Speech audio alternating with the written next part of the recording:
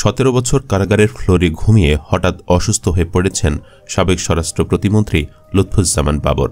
কথা বলার মাঝখানে শরীর যেন হঠাৎ থমকে গেছে, মাটিতে লুটিয়ে পড়েছেন। কিছু সময়ের জন্য নিস্তব্ধ হয়ে যায় চারপাশে নেতাকর্মীরা। অসুস্থতা অনুভব করার সাথে সাথেই রাজধানীর ইউনাইটেড হাসপাতালে নেওয়া হয়েছে।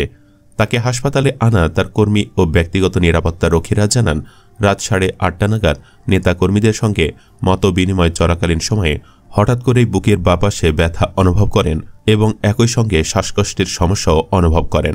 পরে রাজধানীর বেসরকারি একটি হাসপাতালের অ্যাম্বুলেন্স আনিয়ে তাকে হাসপাতালে নেওয়া হয়। বর্তমানে তিনি সিসিইউতে চিকিৎসাধীন রয়েছেন।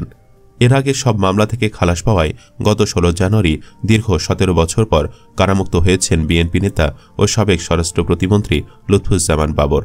চট্টগ্রামে বহুল আলোচিত 10 ট্রাক অস্ত্র আটকের ঘটনায় করা মামলার সাজা থেকে খালাস পান বিএনপি নেতা লুৎফুজ্জামান বাবর সহ 5 জন।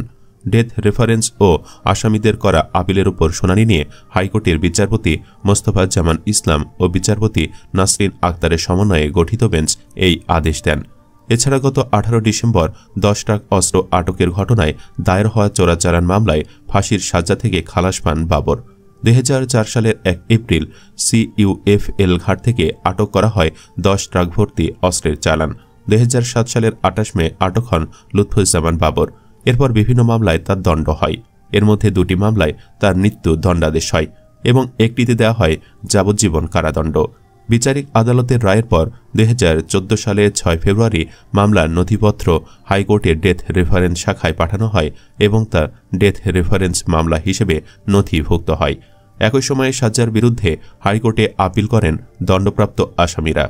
গত বছরের 5 আগস্ট ছাত্র জনতার অভ্যুত্থানে আওয়ামী লীগের সরকার পতন হওয়ার পর এসব মামলার আপিল শুনানি শেষে একে একে খালাস পান বাবর। এর মধ্যে গত 23 অক্টোবর দুর্নীতির মামলায় 8 বছরের দণ্ড থেকে এবং 1 ডিসেম্বর 21 আগস্ট গ্রেনেড হামলার মামলা থেকে খালাস পান তিনি। প্রিয় ভিউয়ার্স, কারাগারে ফ্লোরে ঘুমাতে হতো সাবেক এই স্বরাষ্ট্রমন্ত্রীকে। কি নির্মম ছিল শেখ হাসিনার আমল! এভাবেই কত মানুষকে সাজা দিয়েছে ডাকাত হাসিনা। দোয়া করি বাংলার সূর্য সন্তান যেন খুব দ্রুত সুস্থ হয়ে বাংলার জনগণের কাছে ফিরে আসেন।